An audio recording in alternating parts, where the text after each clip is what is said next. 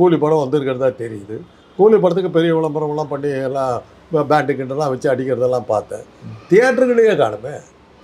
Theatre இருந்தாலும் நம்ம அண்ணா சாலையில் இது அண்ணா சாலை கிட்ட ஆரம்பிச்சதுன்னா டி நகர் வரலும் தொடர்ந்து சினிமா தியேட்டர்கள் 30-40 தியேட்டர் இருக்குதுங்க. நீ எங்கே இருக்குது?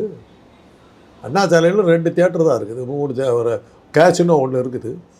விட்டா தேவி தியேட்டர் இருக்குது, தேவி காம்ப்ளெக்ஸ் இருக்குது. விட்டா சத்தியம் காம்ப்ளெக்ஸ் சத்தியம் பாலா மாறிடுச்சு, உள்ள தியேட்டர் இருக்குது. மற்றபடி தனி தியேட்டர் எங்கே இருக்குது?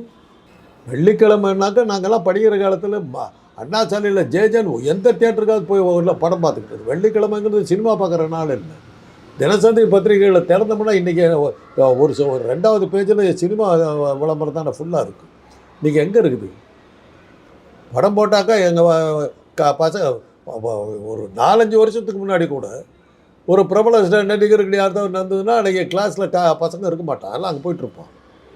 இன்றைக்கி இந்த படம் ரிலீஸ் ஆச்சு, நான் நினச்சேன் பசங்க யாரும் வரமாட்டாருன்னு நினச்சேன். அப்போ எப்போ போல வந்திருக்கான்.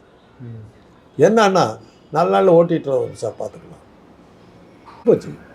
சினிமா உழுந்து போச்சு. அதுதான் காரணம். நீங்கள் இப்போ இது பண்ணி முயற்சி பண்ணிட்டு காப்பாற்றுறதுல அர்த்தம் இல்லை. ஒரு 50 வருஷமாக சினிமாவில் இருக்கிறாரு, ரைட்டு, அவ்வளோதான்.